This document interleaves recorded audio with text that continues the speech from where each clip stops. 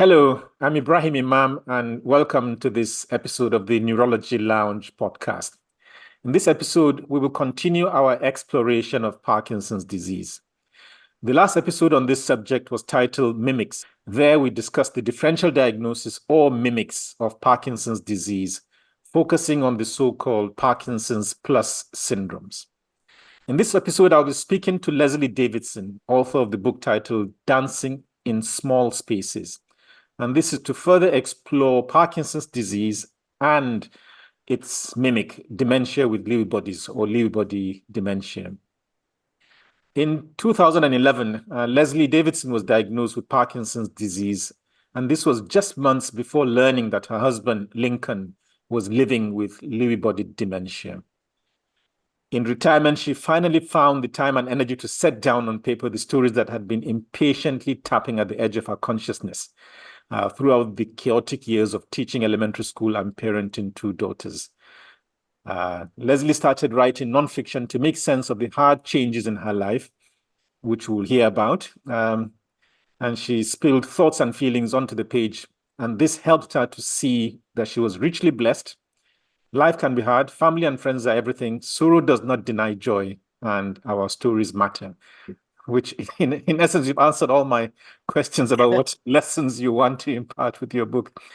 Dancing in Small Spaces, published by Touchwood Editions, is a memoir that charts the physical changes, the emotional challenges, and the logistical puzzles of caregiving that, in the words of one of the reviewers of the book, can be frightening, exhausting, and lonely, but also create unexpected opportunities for tenderness and humor. Dancing in Small Spaces is the truest kind of love story. Leslie Davidson has also written two very well-received picture books for children titled In the Red Canoe and The Sun is a Shine.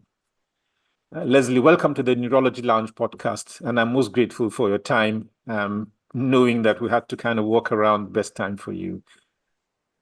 Well, you've been wonderful at doing that. Thank you. It's a pleasure to be here.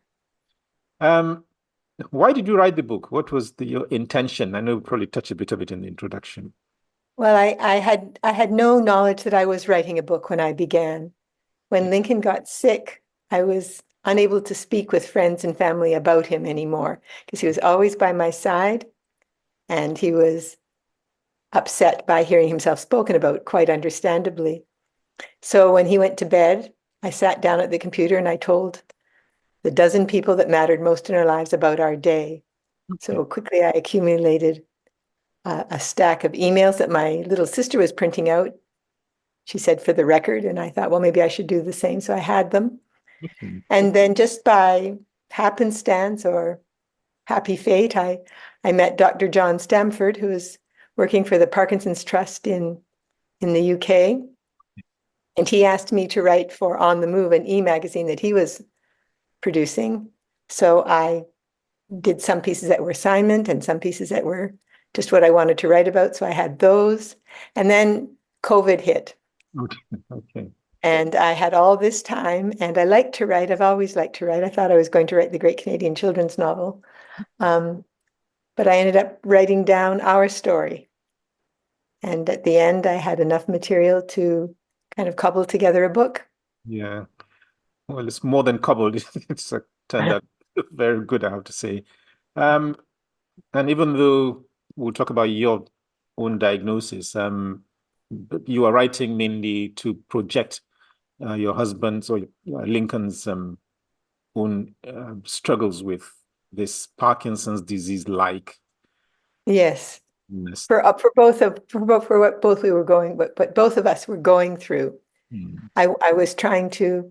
I discovered that when I wrote it down, it made it easier to handle. Okay. That when I wrote it down, I could stand back a little bit, be a little bit more objective.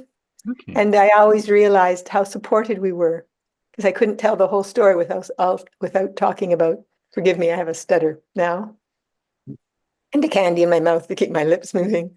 I needed the distance to recognize that we were richly blessed. That isn't just words. We had the best of support in our lives. And that, looking back, it's a retrospective way of analyzing things.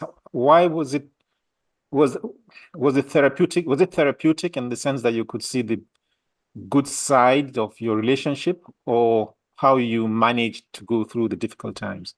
It was both, I think. I always knew I was lucky in love. We had certainly had some rough times in our marriage, but there was a real willingness on both our parts to resolve those, not just sweep them under the carpet. Oh yes. So it distanced me, it gave me some perspective. It also sometimes helped me to be calm enough, rational enough to come up with some practical solutions rather than going, oh, this is awful. I'm lost. What will we do? What will we do? Oh, we can do this. Yeah. Mm-hmm. I know Writing is a wonderful way. Sorry, go on. I'm saying writing is a wonderful way to organize chaotic thought. And a lot of people have waited, kind of given some time before writing, partly because they felt maybe something was unresolved. Did you feel there was something unresolved in the early stages? Always, always. Everything was so foreign, so upsetting that nothing was solved, but it didn't mean that everything was awful. Does that make sense? It meant that yes, absolutely. Yeah, there was no solution at that point. I don't know whether there is a resolution, I guess, of a kind. But it was I just felt better after writing than before. The magic of writing, which is somebody said writing is itself an act of thinking. That probably allows you to analyze things.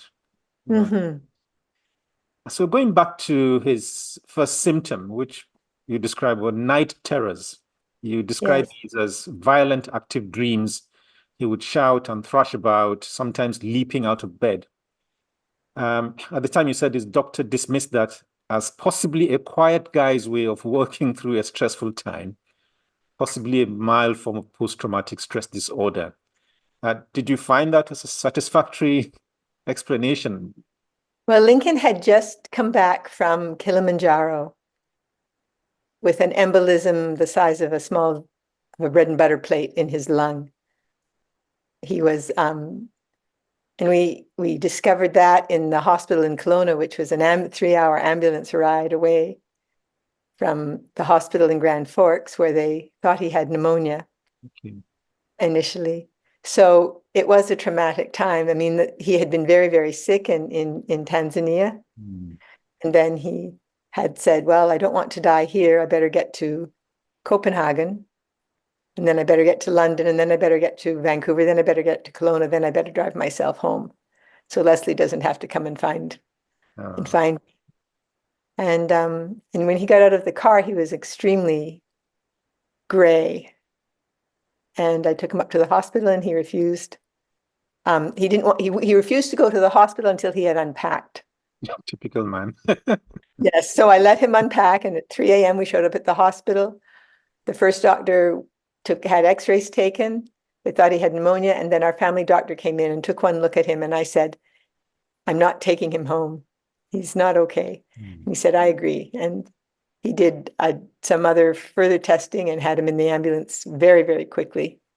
And me following, and off we went. And we were diagnosed in the ER at that hospital. So it had been awful and very scary. And then that's when, shortly after that, these night terrors started. So just, I can see post-traumatic stress comes in. And the night terrors progressed over the following years, really. Yes, it took years. Was anything else happening apart from night terrors in the early? No, he was just himself in the daytime. He was getting older. He was a man now approaching 70. I was getting close to 60 at the time. So I thought, oh, he's old. But he was extremely fit. He was still climbing mountains and paddling through whitewater rapids in his kayak, snowboarding, very active, riding mountain bike, busy guy, active guy. I have to say his personality shone through in the book you painted. Well, And then you learned that these night terrors were REM sleep behavior disorder. Was it by your GP or who? Well, I found that out. Who you dis I no doctor ever said to me definitively he's got Lewy body dementia. I took the information to the doctors as I discovered it and said, this sounds a whole lot more like Lincoln than the descriptors for Alzheimer's or vascular dementia do. And this REM sleep thing seems pretty specific to Lewy body. So what do we think? Yeah, so yeah, the first impression they thought was he was having Alzheimer's disease. But that was when he did poorly on a cognitive test. He was Yes, yeah, he was forgetting things as well. We'd gone to Costa Rica and he wanted to go zip lining, and I was waiting for shoulder surgery, so I didn't go on the zip line. I walked the canopy, and he came back from that experience very upset because he'd had to go in tandem with the guide. He just couldn't figure out how to hold on, and that was kind of what? This is not you. He was a rock climber. He should have known how to do that, and so I just made up things like, well, you're deaf in one ear and the guides speak Spanish and you don't speak any Spanish, and you're getting older, honey.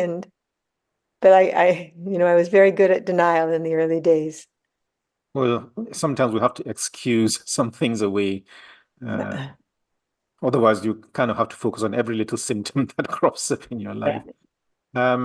And then he started having difficulty filing his income taxes.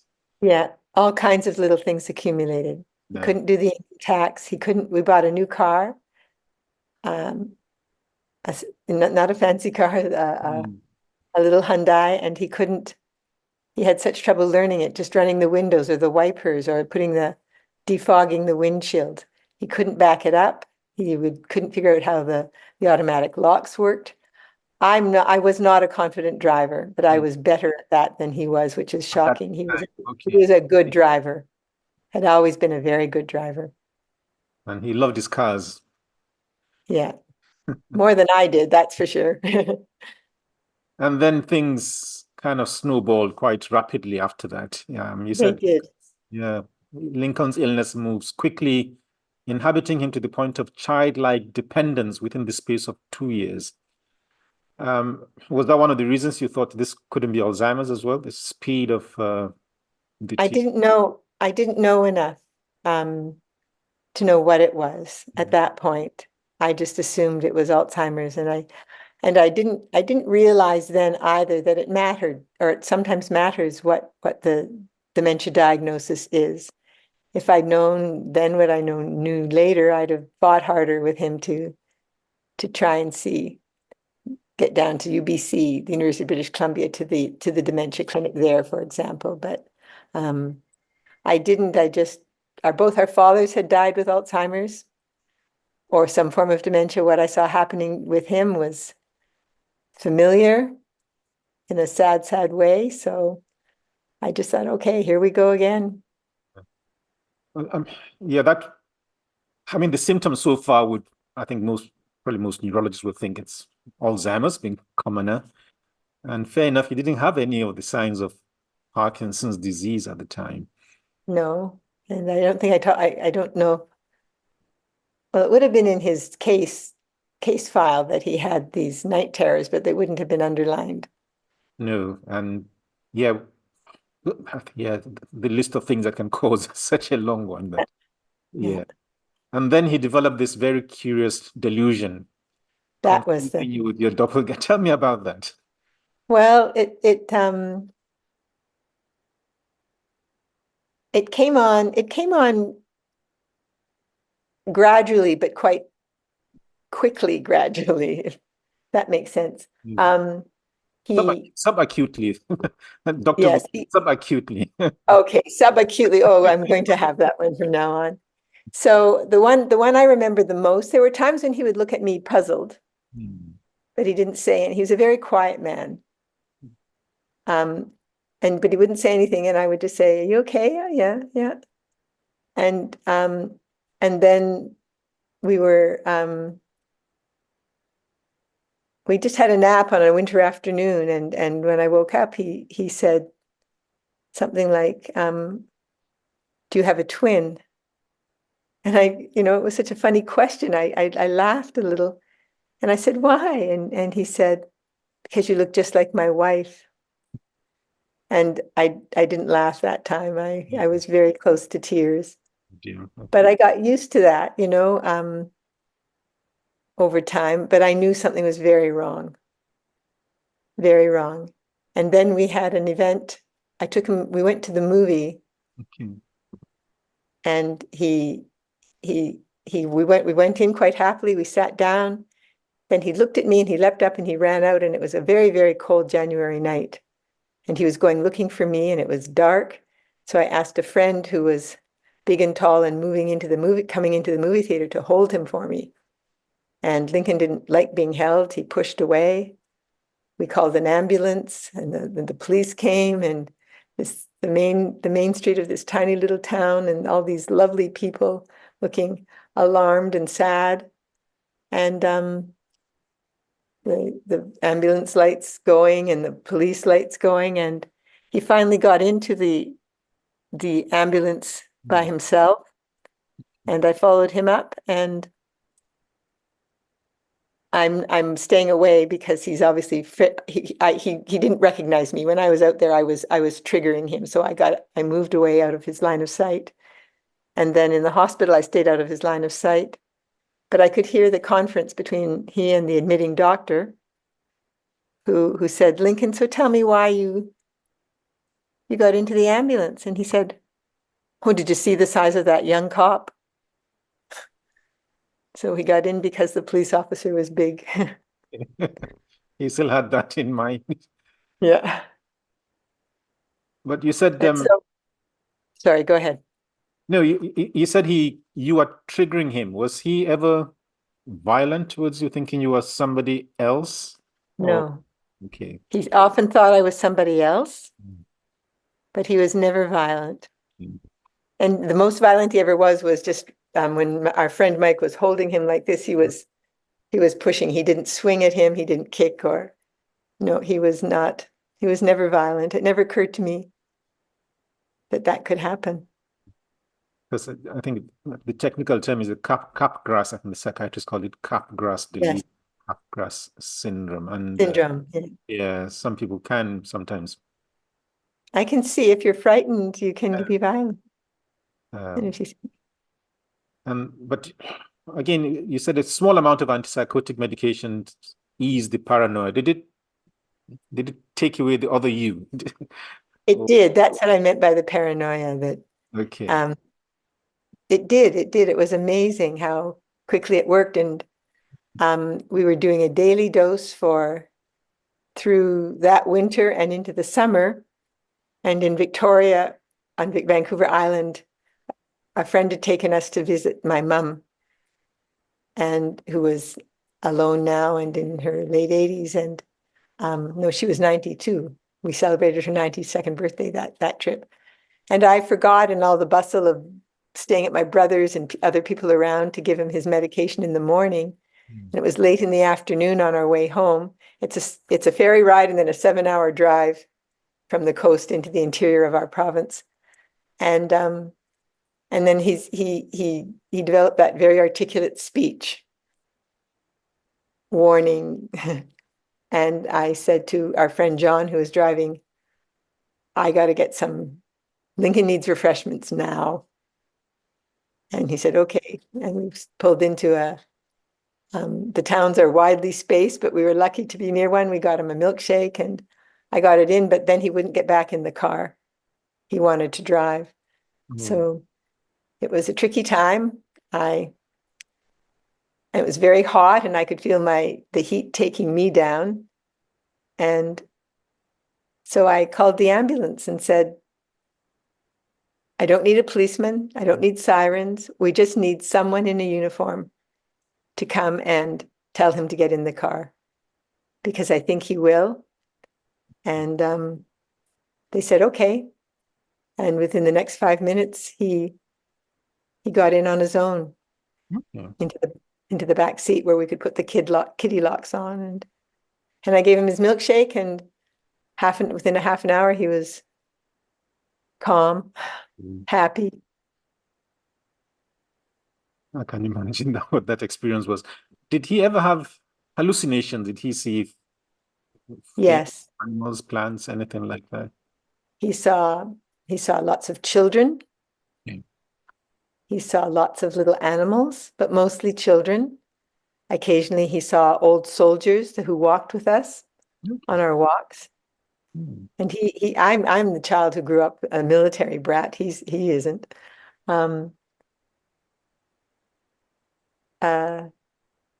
Yeah, he was frustrated by the kids who got into his shed or who followed us on walks. And I would say to him, shall I use my teacher voice and make them go away? And he'd say, yes, please. And I go, all right, you guys, go.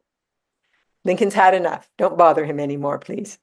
I'd say, oh, they've gone, honey. And he would believe that they scattered. But we did that a lot.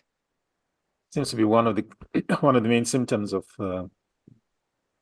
psychiatric symptoms of Lewy body dementia is these hallucinations where they're not threatening. I think they just No.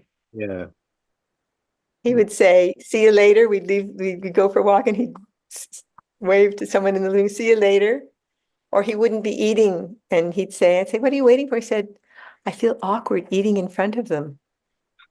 Or I think, Leslie, have you got dinner for her too? I'd just say, oh, she ate in the kitchen, sweetie. She just likes to be where you are. You handle very well. I suspect some will have tried to disabuse him of his there's nobody there. That's probably the wrong way to do it, I guess. No, I could tell that wasn't going to go. And then it was much later that he developed any sort of movement disorder. And from your book, yeah, quite. He got stuck between the wires of a fence, and he looked frozen and gone away. So that was the first time he had this episode. Yes, that was the first time we experienced that transient loss of consciousness, I guess. It was Or loss of awareness. He wasn't just there, was he?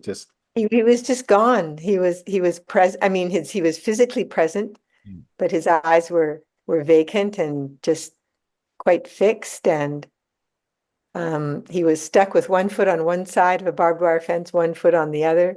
And my friend Leora and I holding the wires apart. It just meant we didn't have to walk as far up to the gate as we would have if we hadn't gone through the wires. It's country. I mean, we don't have the right to ramble the way you do in England. No people. We would defend that right to yeah, you're good at that. I wish we'd been able to import that along with a few other things that we could have done without.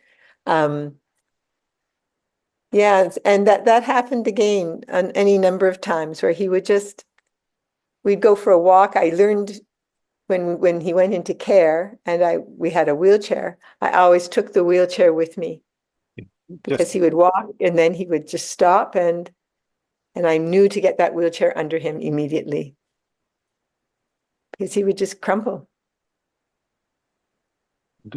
Was he ever thought to be having seizures or was he just freezing up? Well, he froze, I guess, and then his legs seemed to give out. Okay. He never had what I haven't witnessed many seizures, maybe, but he didn't seem to be having a seizure. But he wasn't with it. He was. No. It's one possibility, but difficult. So many things can look that way. Yeah. And then he started getting lost in the house, not just outside now. Yes. Yeah. And you devised a way to solve that. Yeah, it wasn't as successful as I would have liked. The big issue was he didn't want me to sleep with him anymore. Okay. Because he was frightened in the night, waking up and finding a strange woman in the bed. Okay.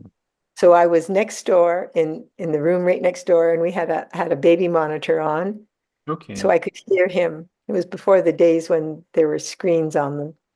And so I set, and so he was getting lost finding the bathroom, which was right at the end of the hall. It was like 3 steps from the doorway, but he couldn't even get out of the room. He was going into the closet and into the corners.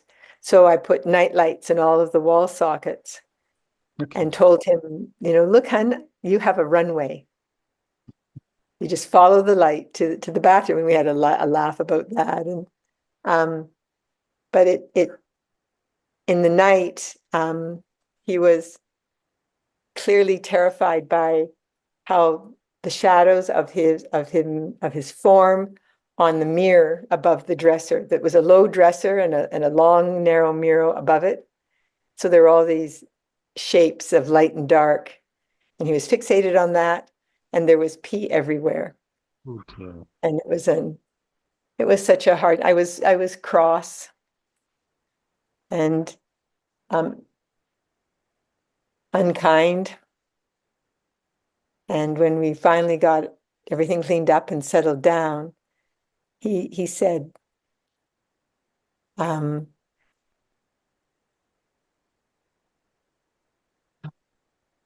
I thought this was etched in my brain. Something, it's hard for me. And I said, I know, sweetheart. And he said, it's hard for you too. And I just, yeah. So he was The still, best laid plans. so he was still there. Clearly, that was Oh, a demonstration of empathy for you, even at that stage. mm-hmm. And in many places, you compared his what we call the pre-morbid Lincoln, which is before the illness, and what the illness did to him. Was that one of those times when you kind of have to have a look and compare and kind of how did that affect you when you try to compare what he was before and what he had become? Well, it was very hard. It was a grief, it's a loss. Very hard to imagine what our life would have been like without his disease, without mine too, but more so his. I wrote in the Red Canoe before he got sick, imagining a time when we would have grandchildren and what it would be like to be in the Red Canoe that Lincoln built. Okay. With their grandfather. So I had a vision of our future that was very different from what we had, but I don't regret. I can't regret that time with him because it was tender and beautiful, and I learned how to be a good care partner. Did it bring out a strength that you didn't know you had? I brought out tears I didn't know I had, that's for sure, but I think so. And for Lincoln, the big, if someone had told me 20 years earlier that he would develop dementia, I would have said, oh, I won't be around for that because that is going to be a rough, rough ride. He's so active and determined, and when he has a goal, he meets it. So he will be impossible to cope with. And he was the gentlest. He did it with grace. Mm. So it was surprising and wonderful in some ways how beautifully he handled himself. It's impressive. And then I think it's something you describe. His voice, he lost the ability to express himself. But then you said at sometimes he comes out with sophisticated vocabulary which is kind of typical of the pre-morbid him. What brought that out? It's one of the paradoxes of this Parkinson's disease is that you find a deficit and then it's overcome by some reason. And did you ever find out why that happened? Well, I was telling my neurologist that Lincoln becoming verbal and expressive, which you would normally think is a wonderful thing, was a red flag. We all went on high alert because it meant that he was most likely heading for an episode of paranoia and agitation. And my neurologist, the neurologist that I was seeing at the time, said, well, he said, I think what was happening is that he got upset about something, and the neurotransmitters in his brain, the chemical soup, got stirred up, and his speech center was grabbing onto something that was facilitating it, and so you got the results of that, which made sense to me. I'm not a very sciencey person, but it certainly was something that happened, and we had to, if we could get the little bit of antipsychotic into him in time, then it would all calm down. What we're more familiar with in neurology is people with Parkinson's disease, sometimes when there is a crisis or a fire or something, for a short while, the stiffness and the rigidity is overcome. And it's said that person with Parkinson's disease may be the first person out.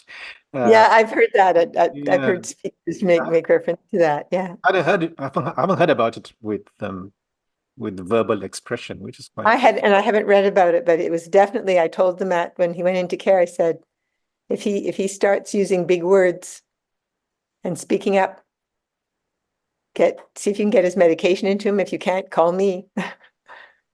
Yeah, it's good to have it. And we switched to liquid form. Okay. To make it easier. And then the kind of full-blown picture of Parkinson's disease came in. He became stooped and shuffling.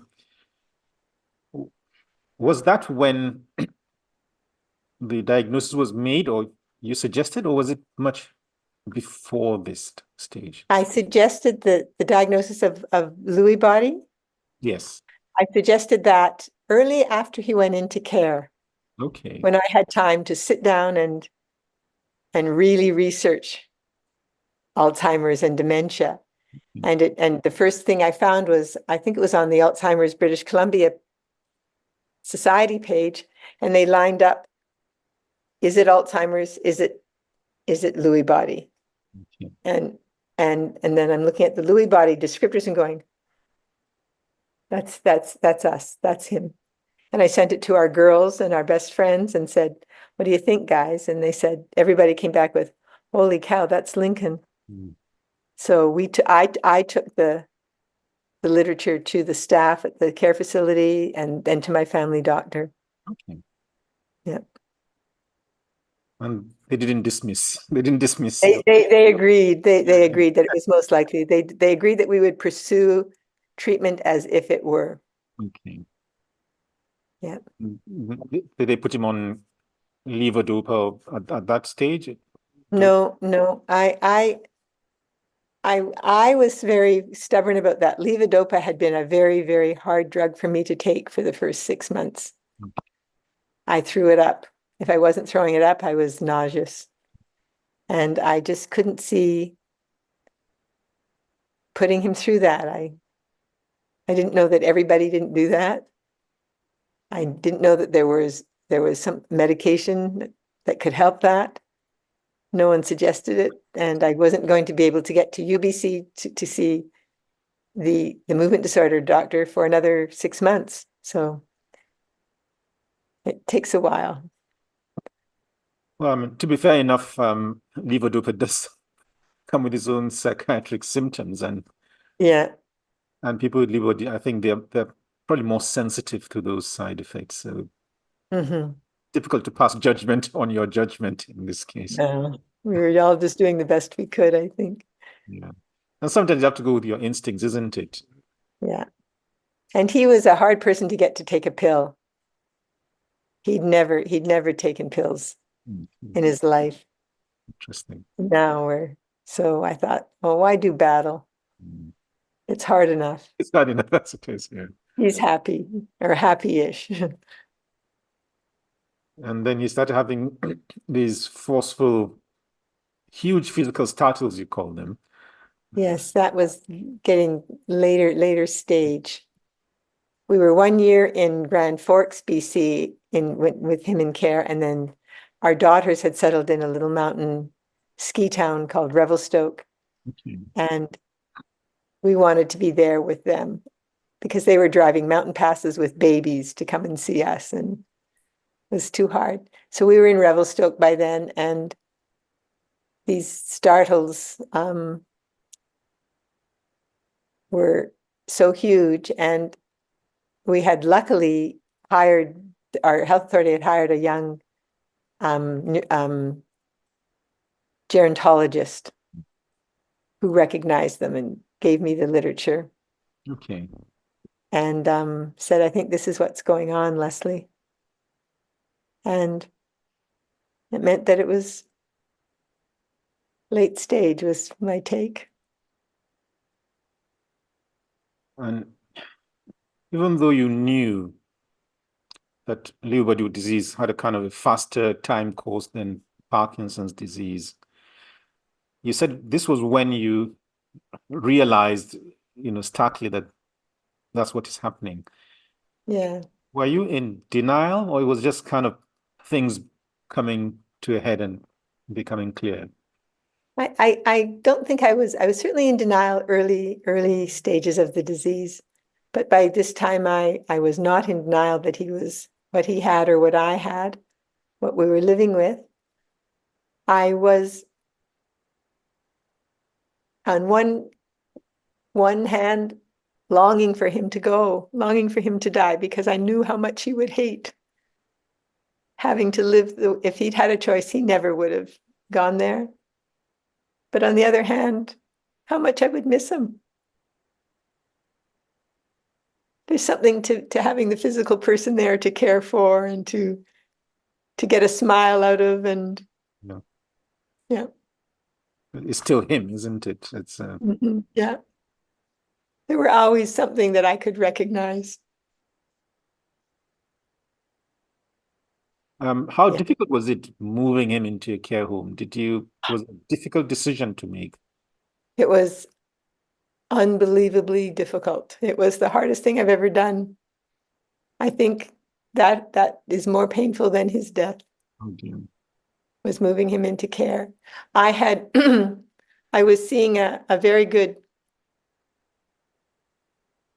counselor, a woman who helped us through a really rocky patch in our marriage, and she knew us both well, and I trusted her.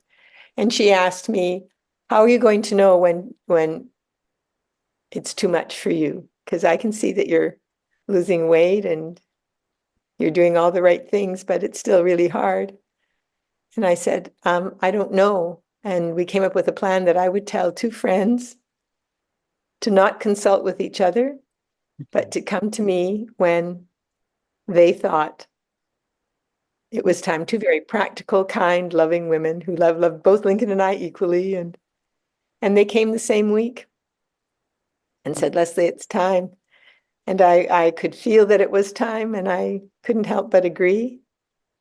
So I went with one of those women to the care facility. We met with the flow coordinator, who was a woman who'd known me for years, and I'd known her for years. And she just looked at me and said, how much weight have you lost? Oh dear. And then she said, whenever we've met before, I couldn't tell you have Parkinson's. Now I can tell you have Parkinson's. We're going to shortlist him, Mm. because if we don't, we're going to put both of you in the hospital. Mm. So are you agreeing? Mm. And I cried, of course, and said, sure, yes, let's do this. But I knew it was going to be hard, but it was unbelievably hard. How did he take it? Well, he not well. He was lost. He said things like, and they let me visit him right away. There was no rule about you have to stay out for X number of days or weeks. He said, "You don't want me. Nobody wants me. What did I do wrong?"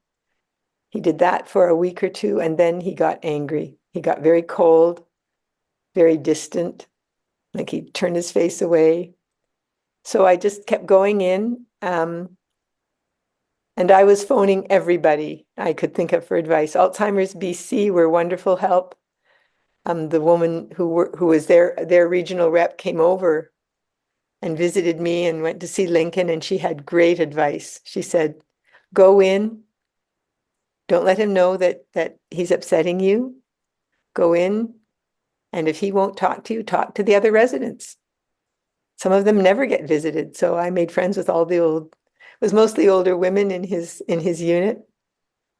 So I made friends with all the old ladies and played cards and did puzzles, and gradually, within that month, he'd forgotten that he was mad at me. Or you And made him jealous. or I made him jealous, I don't know. But big smile ever after. Yeah. But a very hard transition. But I still cried at night even after he had accepted it. I couldn't. But it helps that you shared the burden of making that decision. I haven't come across that approach to it, which is having your friends kind of input. Yeah, that was a really, I was glad I had that good therapist, that good counselor to guide me through that. I would have come up that entirely on my own. I will use that sometimes, Okay. I think. And during all that time, you were diagnosed with Parkinson's disease before he. Yes, just a few months before. He was exhibiting symptoms before I was, but Okay. he was not very keen on going to the doctor, and I was good at going to the doctor when I was worried about something. Yeah. It's a man woman. Yeah, I think there is that. There is that. A little piece of that sometimes, yeah. Yeah. Well, it's a form of denial, isn't it? If once Yeah, so far as you haven't seen the doctor, you don't have it. That's the man. yeah, exactly. How did that? I mean, clearly the caring is a heavy burden. How did caring with you having Parkinson's disease play out? How did you manage? Well, not very well at the end. That's why he went into care. I had orthostatic hypotension right from the beginning. So every time I would help him with his shoes or pull up his pants, I would end up spinning. Um, I was often more tired than I could ever imagine being tired. Part of it was, I think, exhaustion that comes with Parkinson's, and part of it, the exhaustion that comes from caregiving and interrupted sleep and anxiety. And I didn't do well physically. I did much better after Lincoln went into care. I started sleeping.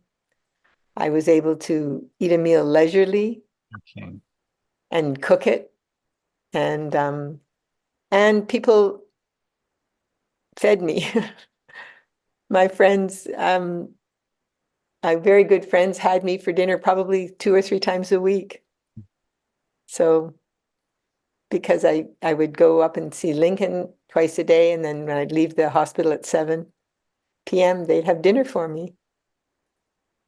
So I guess with him out of the house, I'm talking from personal experience, I don't do cooking, my wife does, is if you're on your own, you don't feel the drive to cook, do you? If you're just no. feeding yourself, yeah, it's easier when you're doing for two. Um, and you're doing quite well. I know we're having this interview early in the day when your Parkinson's disease is much better. Mhm. But I have to say But it's will I be right to say it's still well controlled with the medications?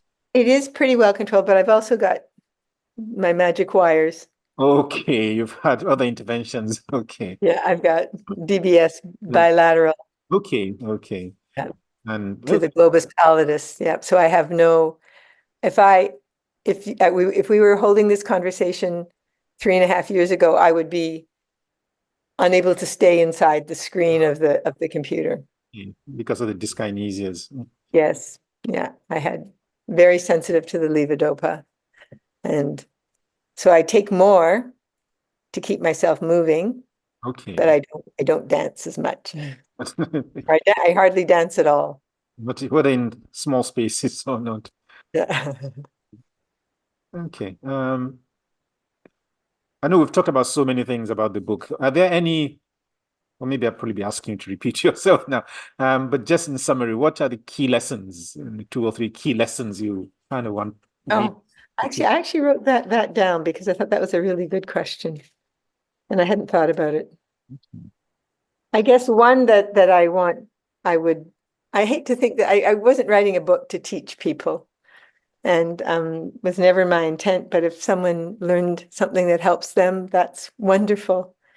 But I guess what I wrote last night was, I hope that people take away that we have to enter the world of the person who is living with dementia and not try to drag them into ours, because they can't come, they can't join us here, but we can join them in their world and accept the change being that once was a loved one and still is. And that I really noticed the difference because I was always hours and hours and hours and hours in different care facilities with my dad and Lincoln's father and his sister, and now Lincoln in 2 different care facilities. That the care aides who were kind, gentle, soft, smiled, made such a difference in the behavior of the residents, that they were calmer, happier, more compliant. And I know that the lovely supervisor of our facility in Grand Forks, they called her Dr. or Mrs. Hugs, not drugs. Mrs. Hugs. Okay. And that's a cliche, and it's simplistic to think that no one needs drugs. And she didn't think that no one needed drugs. But that was the philosophy that she kind of tried to inculcate in her staff, and it made for a very gentle, happier place, I think. That's a good lesson. It's a good lesson. Yeah. And the other one, I had my third one, this is from last night, it was late. People say that they don't visit their loved one in care because it's too hard. All I can say is how hard it must be to be lost inside your own head and to be abandoned by your family. And I don't mean to pass judgment, but if you can make yourself go in there, it will normalize over time. You'll get to know the staff. You'll be a better advocate for your loved one, and they need advocates. And that all the hardship and the sorrow do not erase all the love you've shared or all the joy that is still possible. That's profound. It's kind of, there shouldn't be a before and after. It's one life, isn't it? It's just adapt to what's happened. And if you, I know that I had all the time in the world and I didn't have children or a job. So I got to be there every day. And I'm not saying that that's what people need to do at all. I just think you need to do the best you can. And somebody asked me, would he have done the same for you? And I said, oh, heavens, no, he'd have lost his mind. But he would have done the best he could. He could, yeah. Okay, that's as much as we can hope for, isn't it? Yeah. Clearly you're kind of an expert on Parkinson's disease, and you've gone through DBS, which is, you have to have learned a lot about that. Are there any uncertainties you think in the whole idea of where we are regarding Parkinson's disease scientifically? Well, I hear the stories of the drugs that were tried and doing well, and then pharmaceutical companies shut down the research on for some reason or another. I'm wondering if any of those will be revived. I'm wondering about the gut-brain connection,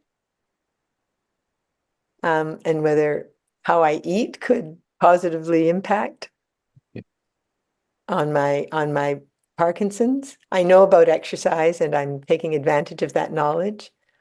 Um, I wonder if my big worry, I'll go to the dark side.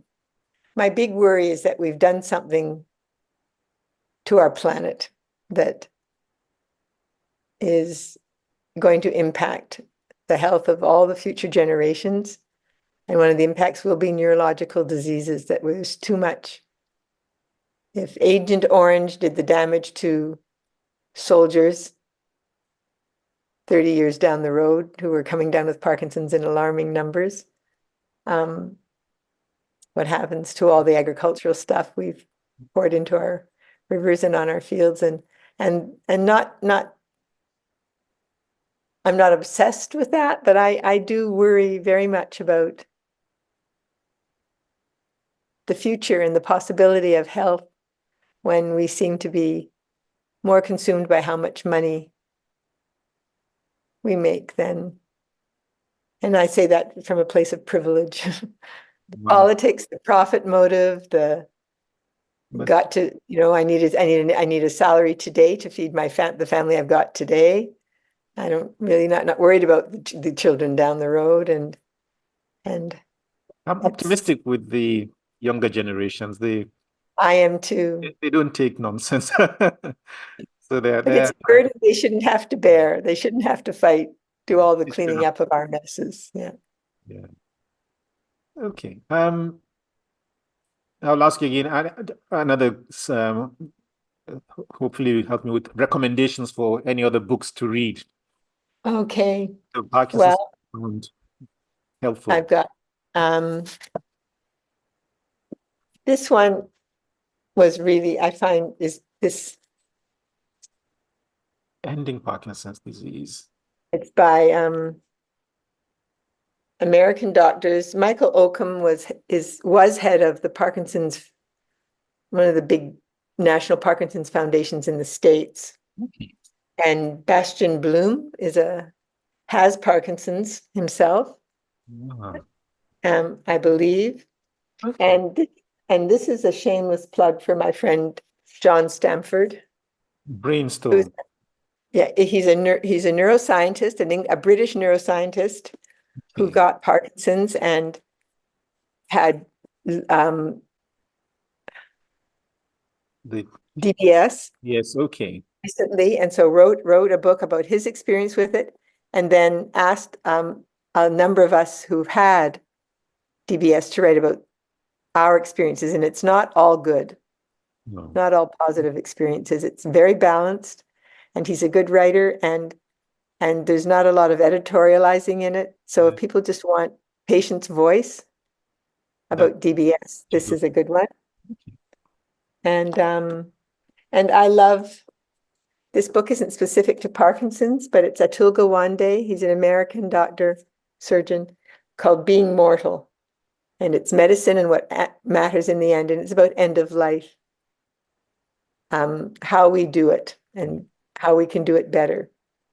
And I think it's for Parkinson's, for dementia. It fits. It's a beautiful book, very well written, and he's got really good things to say about risk and allowing for risk a little bit in support of quality of life. And those are my books. Well, I have a confession to make. Atul Gawande is probably the reason why I've ended up doing this podcast. But it's really, yeah. He talked about checklists, and I ended up developing my neuro checklist based on his book on checklist. Well, that's lovely. That's wonderful. Yeah. So yes, I owe him that. So that's a good one to end with. I quote him in my book. He is quotable. And I had to learn all about copyright and paying. Yeah. Well, I'm glad that you wrote the book. Leslie Davidson, thank you very much for participating in this episode of the Neurology Lounge podcast. I'm very pleased that you had the time. And to my audience, thank you very much for listening or watching the podcast. If you found it enlightening, do check my neuro checklist for some neurological information. It's a knowledge database.